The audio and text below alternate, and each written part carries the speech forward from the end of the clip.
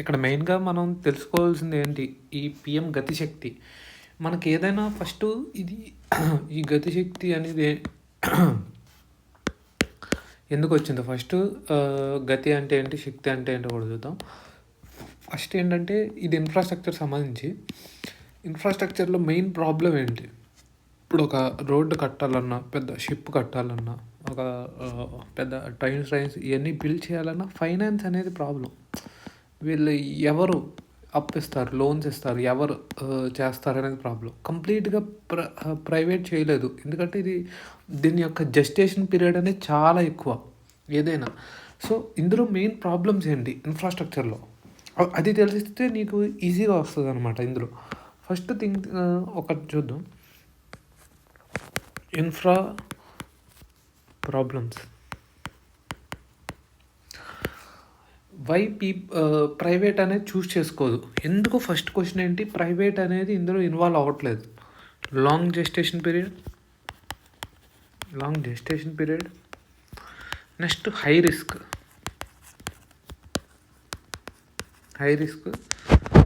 Third finance. Banks అనేవి ఎక్కడ ఇచ్చేవన్నమాట జనరల్గా. బ్యాంక్స్ అనేవి వీటికి అప్పు కానీ ఇట్లాంటివి ఏమి ఇవ్వదన్నమాట. సెకండ్ థింగ్ ఏంటి? ఇది ప్రాబ్లమ్స్. నెక్స్ట్ వచ్చి దీనికి కావడానికి నెక్స్ట్ ఇప్పుడు ఒక సపోజు ఒక షిప్ బిల్డింగ్ అనేది ఒక ఇండస్ట్రీ ఉందనుకుందాం. ఇది పోర్ట్స్. ఇది ఇక్కడ షిప్ బిల్డింగ్ అనేది ఉందనుకుందాం ఈ ప్రాంతంలో. ఇప్పుడు ఈ ప్రాంతం నుంచి మనకి ఇలా ఇదంతా వెళ్ళాలి. ఇలా ఇండియా అంతా ఇలా వెళ్ళాలన్నమాట. ఇక్కడ మనకు బయట నుంచి వచ్చిన సంబంధించిన కమోడిటీస్ కానీ ఏదైనా మెర్కండైజ్ ఇంపోర్ట్స్ కానీ ఏదైనా ఇలా వెళ్ళాలి. ఇక్కడ నుంచి బెటర్ తక్కువగా ఎక్కువ ఇది వచ్చేది ఏముంటాయి, లార్జ్గా వస్తాయి. అంటే ఎక్కువ మనకి రైల్ నెట్వర్క్ కావాలి. ఇంత లార్జ్ తీసుకెళ్ళాలంటే అది రైల్ నెట్వర్క్ కావాలి. కానీ మన ఇండియాలో ఎక్కువ రోడ్డు ఉపయోగిస్తున్నారు. చిన్న లారీలు, చిన్న లారీ. అదే ట్రైన్ అంటే ఒక పెద్దగా ఉంటుంది. ఇన్ని బాక్సులు ఉంటాయి. లాట్ ఆఫ్ టన్నేజ్ అనేది తీసుకెళ్ళచ్చు అనమాట. అంటే ఎక్కువ టన్స్ ఆఫ్ లోడ్ అనేది తీసుకెళ్ళచ్చు. కానీ మనం యూజ్ చేసుకుంటుంది ఇది. నెక్స్ట్ ఇంకోటి ఇన్లాండ్ వాటర్ వేస్. అది అసలు మన ఇండియాలో పెద్ద డెవలపే కాలేదు వాటర్ వేస్లో. సో షిప్పింగ్ ఇండస్ట్రీ కూడా పెద్దగా లేదు. సో ఇన్లాండ్ వాటర్ వేస్ లేదు, రైల్వేస్ లేదు. సో మనం ఇది చేస్తున్నాం అనమాట. కొన్ని చోట్ల ఏంటి రైలు బాగానే డెవలప్ అయింది. ఇక్కడ డెవలప్ అయ్యి మళ్ళీ ఇక్కడ ఇటు లేదు, ఇటు రోడ్డే ఉందనుకుందాం. ఇటు లేదు, ఇటు రోడ్డే ఉందనుకుందాం. ఇలా ఇటు ఉంది. ఇలా అటు ఇటుగా అంటే ఇక్కడ ఉండి ఇక్కడ లేకపోవడం, ఇటు లేకపోవడం, ఇటు లేకపోవడం. ఇలా జరగడం వల్ల ఏమైంది? ఈ మల్టీ మోడల్ కనెక్టివిటీ అనేది బాగాలేదు. రోడ్స్ సరిగ్గా ఉండవు, కొన్ని చోట్ల రైల్స్ కరెక్ట్గా ఉండవు. ఈ రెండింటి లింకేజెస్ కూడా కరెక్ట్గా లేవు అనమాట. సో ఇలా ఈ లింకేజెస్ కోసం మల్టీ మోడల్ కనెక్టివిటీ అనేది సరిగ్గా లేదు. దానికోసం పిఎం గతిశక్తి అనమాట.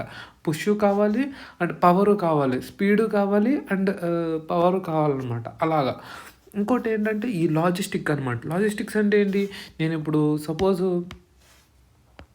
నేను ఇక్కడ అనేది నా ఫ్యాక్టరీ, ఇక్కడ నా వేర్ హౌస్, ఇక్కడ ప్రొడక్షన్ చేసి, ఇక్కడ స్టోరేజ్ చేసి, ఇక్కడ నుంచి నా షిప్మెంట్ అనేది ఇక్కడ చేయాలన్నమాట.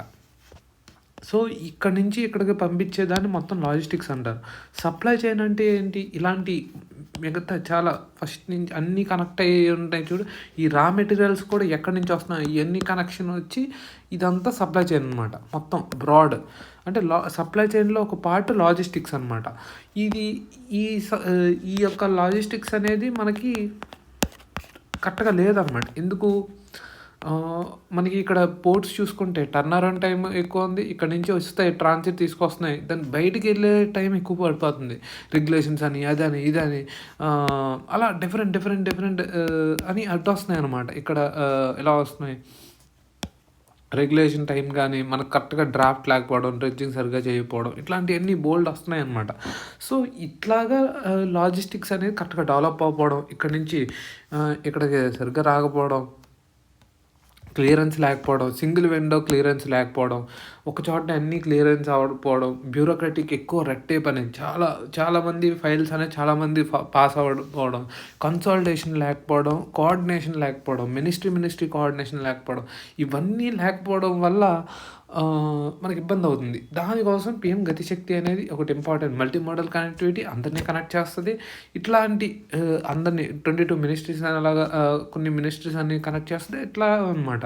అలాగే ఇది ఇంకోటి ఏంటి, ఇప్పుడు ఇక్కడ ఇలా వస్తున్నాయి. ఇప్పుడు నీకు ఒక ఫ్యాక్టరీ ఇక్కడ ఉందనుకో, మనది ఏంటి ఎక్కువ అనార్గనైజ్ సెక్టర్ అనమాట. అనార్గనైజ్ సెక్టర్ అయిపోవడం, ఇక్కడ మనకు ఒక ఫ్యాక్టరీ ఉంది, ఇక్కడ అన్నీ ఉండట్లా. ఇక్కడ ఇక్కడ వీళ్ళకి పంపించే చిన్న చిన్న అన్నీ ఇక్కడ సపోజ్ ఇది ఉందనుకున్నాం.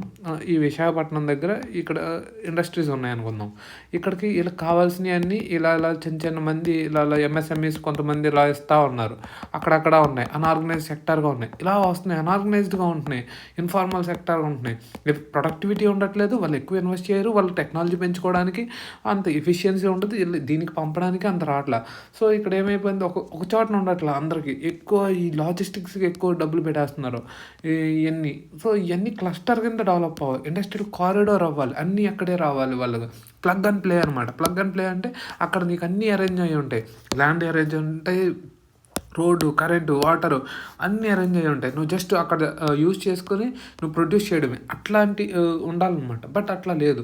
మళ్ళీ డెడికేటెడ్ ఫ్రైట్ కారిడార్స్. ఇప్పుడు రైలు చూసుకుంటే వాళ్ళకేం ఫ్రైట్ కరెక్ట్గా లేదనమాట. సో ఇది బ్రాడ్గా ఏంటి, ఒకటి ఫైనాన్స్ లేకపోవడం, ఒకటి మనకి ఎక్కువ మోడల్ అనేది సరిగ్గా లేకపోవడం, లాజిస్టిక్స్లో ఏది వేరేగా రోడ్డు మీద ఎక్కువ పెట్టేసాం, కానీ రైలు మీద, వాటర్ మీద ఈ చీప్ అనమాట. ఇవి ఎక్కువ ఉండాలి, కానీ ఇవి లేవు, ఇది ఎక్కువ ఉండడం. నెక్స్ట్ వచ్చి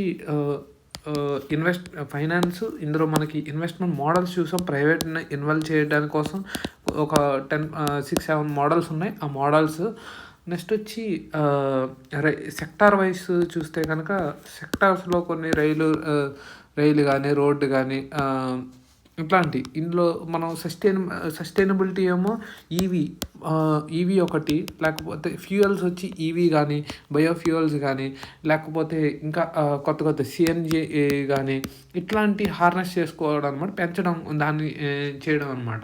సో ఇన్ఫ్రాస్ట్రక్చర్లో అది. నెక్స్ట్ వచ్చి లాజిస్టిక్స్, అది తర్వాత రైల్వేస్, పోర్ట్స్ అంటే ఈ మన యొక్క షిప్ బిల్డింగ్ అనేది చేయడం కానీ. నెక్స్ట్ ఇంకోటి కూడా ఉంది, MRO, maintenance, repair and overhaul. ఇదంతా మన ఇండియాలో పెద్దగా డెవలప్ అవ్వలేదు అనమాట ఇండియాలో. నెక్స్ట్ ఓఈఎమ్స్ అనమాట, ఒరిజినల్ ఎక్విప్మెంట్ మ్యానుఫ్యాక్చర్ కానీ, ఇలాంటి వాళ్ళని డెవలప్ చేయాలన్నమాట. ఈ మెయింటెనెన్స్, రిపేర్, ఓవర్హాల్ అనేది ఎక్కడ ఇబ్బంది అవుతున్నాయి, షిప్పింగ్ సెక్టార్లో కానీ, లేకపోతే ఈ యొక్క ఎయిర్ క్రాఫ్ట్స్ ఇట్లో కానీ. నెక్స్ట్ ఇంకోటి డిజైన్ కూడా, నెక్స్ట్ నావిగేషన్ ఎక్విప్మెంట్స్ ఇట్లాంటివి అనమాట. ఇవన్నీ పెద్ద డెవలప్ అవ్వకపోవడం, ఇవన్నీ ఇబ్బంది అవ్వడం ఇవన్నీ జరుగుతున్నాయి అనమాట. తర్వాత వచ్చి రోడ్ సేఫ్టీ కానీ, రోడ్స్ సరిగ్గా లేకపోవడం కానీ. ఇది సేఫ్టీ అనేది అన్నిట్లో, రైల్లో సేఫ్టీ కోసం కవచ్ కానీ, లేకపోతే నావిగేషన్ అనేది ఆటోమేటిక్, ఈ యొక్క లైటింగ్ సిస్టమ్ అనమాట. లైటింగ్ అనకూడదు, ఇంకో పదం ఏదో ఉంది అలా. ఇలా ఇవన్నీ డెవలప్ చేయడానికి ఇదనమాట. ఫస్ట్ మనం మిగతా ఒకటి చూద్దాము ఇన్ఫ్రాస్ట్రక్చర్లో.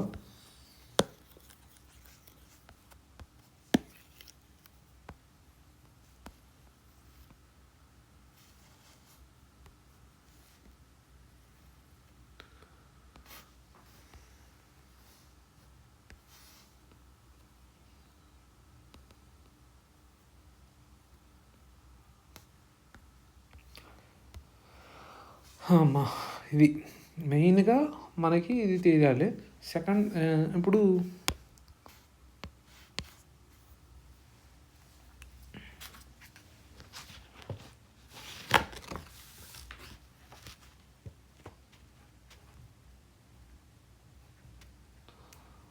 హై రిస్క్, ఫైనాన్స్ రాదు,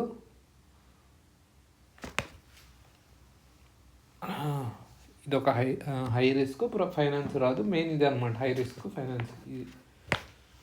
ఓకే, పిఎం గతిశక్తి. గతిశక్తి అంటే ఏంటి? గతిశక్తి నేషనల్ మాస్టర్ ప్లాన్ అనమాట. ఇది మల్టీ మోడల్ కనెక్టివిటీ, ఇది మెయిన్ అనమాట. ఇది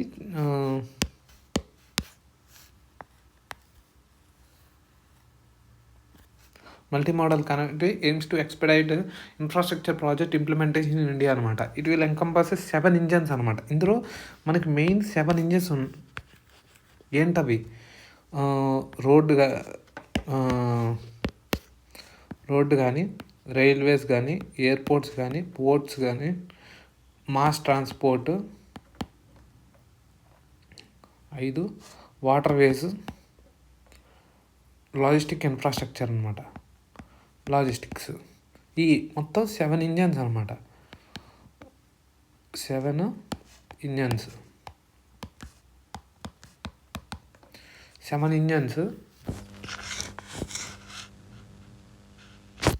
ఇంజన్స్ నేషనల్. ఇందులో వచ్చి ఇట్ విల్ ఎంకంపాసెస్ ఇదనమాట of the national infrastructure pipe line. ఈ యొక్క నేషనల్ ఇన్ఫ్రాస్ట్రక్చర్ పైప్ లైన్లో ఏం చేస్తుంది? ఇది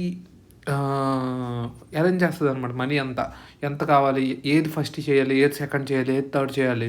ఇప్పుడు మన రోడ్డు వేస్తారు, రోడ్డు వేసిన తర్వాత ఏమో పైపులు వేస్తారనమాట. మళ్ళీ ఇది పగలగొట్టి మళ్ళీ ప్యాచ్లు వేయడం ఇట్లాంటివి చేస్తారు. ఏది ఎలా రావాలి, పైప్ లైన్ అంటే ఫస్ట్ ఇది, సెకండ్ ఇది, థర్డ్ ఇది, అలా ఒక సీక్వెన్స్గా, ఒక అలైన్మెంట్గా ఏది తర్వాత ఏది కోఆర్డినేషన్ ఇలా జరగాలన్నమాట. 6 పిల్లర్స్ ఇన్ గతిశక్తి అనమాట. 6 పిల్లర్స్ ఇన్ గతిశక్తి ఏంటవి? Comprehensiveness, prioritisation, optimisation, synchronisation, analytical and dynamic అనమాట. కాంప్రహెన్సివ్నెస్ అనమాట, కాంప్రహెన్సివ్గా ఉండాలి.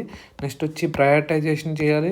నెక్స్ట్ వచ్చి ఆప్టిమైజేషన్ చేయాలి, ఆప్టిమైజ్ అనమాట. తర్వాత వచ్చి సింక్రోనైజేషన్, అనలిటికల్ అండ్ డైనమిక్ అనమాట. Analytical, dynamic. ఇట్లా మీనింగ్ ఏంటో చూద్దాం. కాంప్రహెన్సివ్నెస్ ఒకటి, ఆప్టిమైజేషన్ ఒకటి. మీనింగ్ ఏంటి? కాంప్రహెన్సివ్నెస్ అంటే సమగ్రత లేదా పరిపూర్ణత. ఒక విషయం గురించి పూర్తిగా అన్ని కోణాల్లో అర్థం చేసుకోవడాన్ని కాంప్రహెన్సివ్నెస్ అంటారు. ఆప్టిమైజేషన్ అంటే మెరుగుపరచడం లేదా అత్యుత్తమ స్థితికి తీసుకురావడం. ఒక ప్రక్రియను లేదా వ్యవస్థను అత్యంత సమర్థవంతంగా పనిచేయడానికి ప్రయత్నించడాన్ని ఆప్టిమైజేషన్ అంటారు. మీకు వీటిపై ఇంకేమైనా ప్రశ్నలున్నాయా? ఓకే, అంటే కాంప్రహెన్సివ్నెస్ ఒకటి, ప్రయారిటైజేషన్ ఒకటి, ఆప్టిమైజేషన్ ఒకటి, సింక్రొనైజేషన్ ఒకటి, అనలిటికల్ అండ్ డైనమిక్ అనమాట. అవును, మీరు సరిగ్గా అర్థం చేసుకున్నారు. Comprehensiveness, prioritisation, optimisation, synchronisation, analytical, dynamic ఇవన్నీ ఒకదానితో ఒకటి సంబంధం ఉన్న పదాలు. ముఖ్యంగా వ్యాపారం మరియు ప్రాజెక్ట్ మేనేజ్మెంట్ లో వీటిని ఉపయోగిస్తారు. మీకు ఈ పదాల పూర్తి అర్థం కావాలంటే ఒక్కొక్కటిగా వివరించగలను. ఏది కావాలి? పూర్తిగా ఈ పదాలు చెప్పు. అలాగే, నేను ఈ పదాలన్నింటినీ తెలుగులో పూర్తిగా చెప్తాను. కాంప్రహెన్సివ్నెస్ అంటే సమగ్రత, ప్రయారిటైజేషన్ అంటే ప్రాధాన్యత నిర్ధారణ, ఆప్టిమైజేషన్ అంటే శ్రేష్ఠీకరణ, సింక్రొనైజేషన్ అంటే సమకాలీకరణ, అనలిటికల్ అంటే విశ్లేషణాత్మకమైన, డైనమిక్ అంటే చైతన్యవంతమైన. ఇప్పుడు మీకు ఈ పదాలన్నీ స్పష్టంగా అర్థమయ్యాయని నేను ఆశిస్తున్నాను. మరేమైనా ప్రశ్నలున్నాయా? ఇప్పుడు national infrastructure pipeline, PM Gati Shakti రెండు ఒక దాంట్లో ఒకటా, లేకపోతే ఏంటి? National infrastructure pipeline NIP అనేది భారతదేశంలో మౌలిక సదుపాయాల ప్రాజెక్టుల జాబితా. అంటే ఏ ప్రాజెక్టులు నిర్మించాలి, వాటికి ఎంత ఖర్చవుతుంది అనే వివరాలు అందులో ఉంటాయి. ఇక పిఎం గతిశక్తి అనేది ఈ ప్రాజెక్టుల అమలును సేవంతం చేయడానికి తీసుకొచ్చిన ఒక పథకం. అంటే ఎన్ఐపిలోని ప్రాజెక్టులను అమలు చేయడంలో పిఎం గతిశక్తి సహాయపడుతుంది. మీకు ఈ రెండింటి మధ్య తేడా అర్థమైందా? అంటే ఎన్ఐపి అనేది ఏది ఎంత అవుద్ది, ఎంత మనీ అలొకేట్ చేయాలి, ఏది ఎప్పుడు చేయాలి, అలా చూసుకుంటుందనా? అవును, సరిగ్గా అర్థం చేసుకున్నది కరెక్టే. ఎన్ఐపి అనేది మౌలిక సదుపాయాల ప్రాజెక్టులకి సంబంధించిన ఒక బ్లూ ప్రింట్. ఏ ప్రాజెక్టులు నిర్మించాలి, వాటికి ఎంత ఖర్చవుతుంది, ఎప్పుడు పూర్తి చేయాలి అనే వివరాలన్నీ అందులో ఉంటాయి. పీఎం గతిశక్తి ఈ ప్రాజెక్టుల్ని వేగంగా అమలు చేయడానికి సహాయపడుతుంది. మీకు రెండింటిపై స్పష్టత వచ్చిందా? అంటే ఇది స్పీడ్ కోసం ఇది హెల్ప్ చేస్తుంది. నెక్స్ట్ ఎన్ఐపి అనేది డిసిషన్ కోసం, ఏది ఎలా చేయాలి, ఏది ఎప్పుడు చేయాలి అనేది ఎన్ఐపి అనేది. అవును, మీరు సరిగ్గా అర్థం చేసుకున్నారు. ఎన్ఐపి అనేది ప్రాజెక్టులకి సంబంధించిన బ్లూ ప్రింట్. అంటే ఏది ఎలా చేయాలి, ఎప్పుడు చేయాలి అనే ప్రణాళిక. పీఎం గతిశక్తి అనేది ప్రణాళికను వేగంగా అమలు చేయడానికి ఉపయోగపడే ఒక వ్యవస్థ. మీకు రెండింటిపై స్పష్టత వచ్చిందా? ఓకే, అయితే ఇక్కడ కొన్ని టార్గెట్స్ అనేవి 2025 కల్లా అవ్వాలని, రోడ్స్ అనేది 2 lakh kilometers అని, రైల్వేస్ అనేది ఏమో 1600 million metric tons కెపాసిటీ అనేది, కార్గో హ్యాండ్లింగ్ అనేది ఇంత ఉండాలని, ఎయిర్పోర్ట్స్ అనేది 220 న్యూ అనేది కట్టాలని, water aerodromes, helicopters, airports, ports అనేది ఏమో 759 million metric tons of per Yanam, renewable energy అనేది 225 gigawatts, టెలికమ్యూనికేషన్ అనేది 2.6 lakh గ్రామ పంచాయత్స్ అనేది టు బి కనెక్ట్ చేయాలని. నెక్స్ట్ టోటల్ అంతా గ్యాస్ పైప్ లైన్స్ అనేది 34,500 అనేది అవ్వాలనేది. ఇవన్నీ మన టార్గెట్స్ అనమాట. ఇంపాక్ట్ ఆఫ్ గతిశక్తి ఏంటి? కాంపిటేటివ్నెస్ ఎన్హాన్స్మెంట్, డొమెస్టిక్ ప్రాసెస్, ఎలాగా డిజిటైజేషన్ అనమాట, నో అబ్జెక్షన్ సర్టిఫికేట్ అనమాట. ఇదేంటి no objection certificate for all projects, ఏ సర్టిఫికేట్స్ అవసరం లేదు. ఇదివరకు ప్రతిదానికి నువ్వు ఒక ఎన్ఓసి అనేది తెచ్చుకోవాలన్నమాట. ఇప్పుడు ఆ ఎన్ఓసి ఏమీ అవసరం లేదు ప్రతిదానికి. నెక్స్ట్ ఇంక్రీజ్డ్ ఇన్ఫర్మేషన్ అవైలబిలిటీ, చాలా ఇన్ఫర్మేషన్ అనేది అవైలబిలిటీ ఉంది through valuable data, upcoming connectivity projects అనమాట. Developing multi modal logistics, establishing seamless transformation connectivity through various modes అనమాట. అన్ని మోడ్స్ ఒకటే కాదు. తర్వాత వచ్చి రిడ్యూసెస్ డిస్టెన్సెస్ ట్రావెల్డ్ అనమాట. డిస్టెన్స్ అనేది ట్రావెల్ చేసి తగ్గించేశారనమాట. ఛాలెంజెస్ ఏంటి? బ్యాలెన్స్డ్ ఇన్ఫ్రాస్ట్రక్చర్ డెవలప్మెంట్, అన్ని బ్యాలెన్స్డ్గా చేయాలి విత్ ఎన్విరాన్మెంటల్ కన్సిడరేషన్. ఎన్విరాన్మెంట్ అనేది కన్సిడర్ చేయాలి. Multiple authorities without clear flow of accountability అనమాట. అన్ని కనెక్టివిటీ లేదు, మల్టిపుల్ అథారిటీస్ ఉంటున్నాయి involvement, without clear flow of accountability అనమాట. అకౌంటబిలిటీ లేదు క్లియర్గా. సో ఇది అనమాట. తర్వాత ప్రైవేట్ బ్యాంక్స్ అనేది క్రెడిట్ ఇవ్వట్లేదు. ల్యాండ్ యాక్సెస్ కానీ, అప్టైనింగ్ ఎన్విరాన్మెంటల్ క్లియరెన్సెస్ కానీ, రీసెటిల్మెంట్ కానీ, కాంపన్సేషన్, ఇది ప్రాబ్లం. అసెస్మెంట్ ఏంటి? Potential social and environmental impact of infrastructure projects అనమాట. Assessment potential social and environment impact assessment అనేది లేదు. ఈఐఏ అనమాట. ఇది కరెక్ట్గా లేదనమాట, అది ప్రాబ్లం. సెకండ్ థింగ్ ఏంటి? Way forward, better land using అనమాట. ల్యాండ్ ప్లానింగ్ అనేది కావాలి, జేఎస్ కానీ, తర్వాత training and project management methodologies అనమాట, ఇంజనీరింగ్ టెక్నిక్స్ కానీ, తర్వాత హార్నెస్ క్యాపబిలిటీస్ అనమాట, digital technologies for resolving disputes. ఇది మెయిన్ ఇదనమాట దీన్ని